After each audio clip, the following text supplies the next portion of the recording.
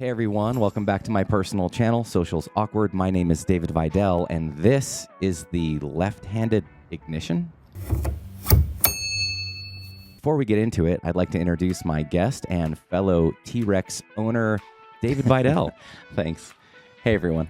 Actually, it's an interesting history. Campagna's roots can be found in Formula F1 racing, and in fact, Daniel Campagna was on the Ford racing team in Quebec, Canada, in 76, 77, and I think 1979.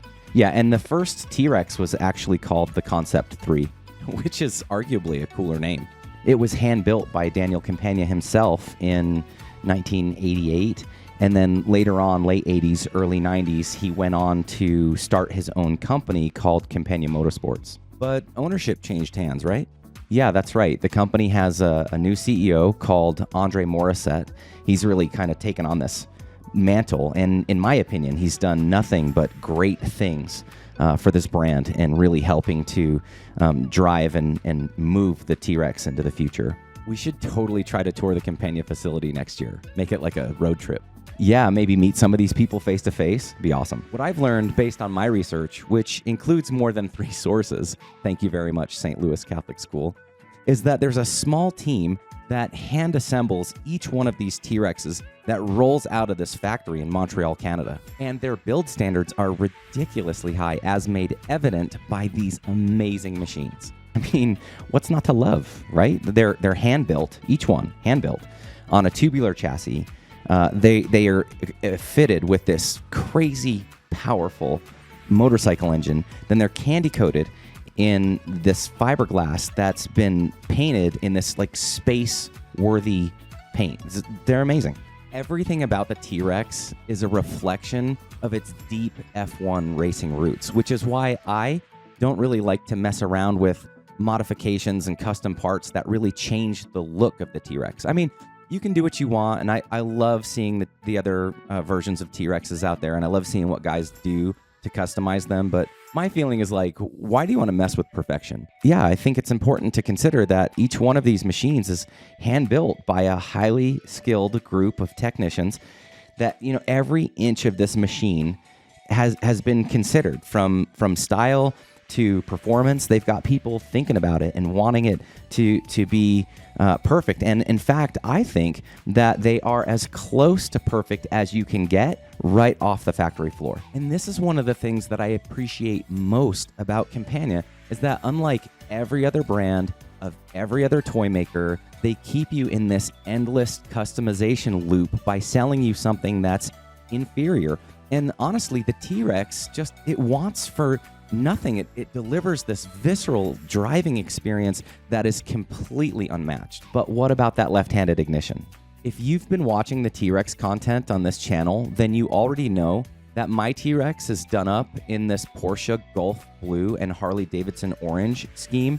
And it's got this connection to Porsche, but that's not its only connection. In fact, if you own a T-Rex, you have a connection to Porsche as well. Yeah, that's true. Not all, but most Porsches have that left-handed ignition. Exactly. This is a tradition that stretches all the way back to 1925. So in 1923, in Le Mans, France, there is a race by that same name called the Le Mans. It's a 24-hour endurance race, and it takes place every June, and it's still happening today.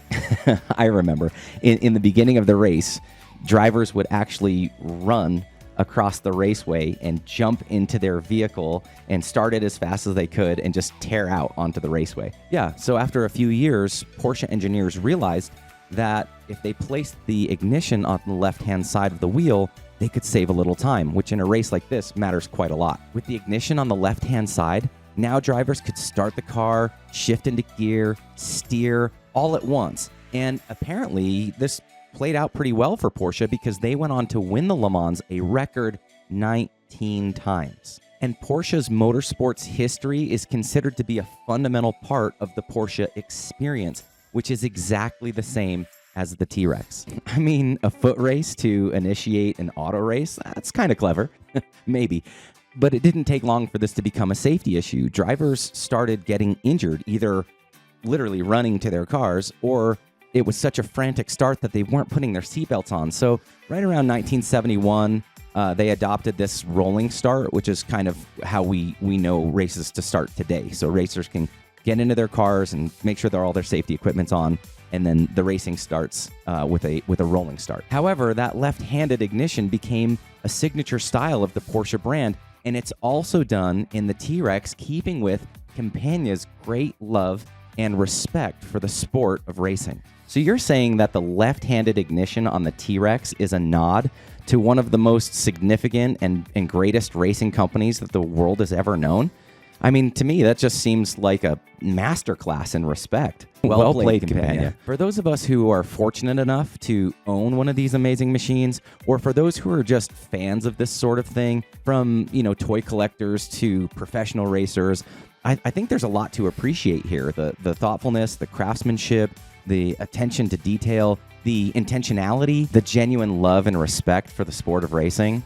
I mean, it's amazing. And it might feel a little weird to have the ignition on the left initially, but when you consider the F1 roots and Campagna's deep love and admiration for the racing community, I think it begins to feel a little more iconic to have the ignition on the left and a lot less awkward. And it really does add another layer of enjoyment and depth. If you've made it this far, we'd like to thank you for watching, and I'd love to hear about the things that you've learned about your TRex or what stands out to you about the brand. So if you would, leave a comment for the rest of us. I think we'd all enjoy hearing it. And as always, be nice and ride safely. I'll see you out there.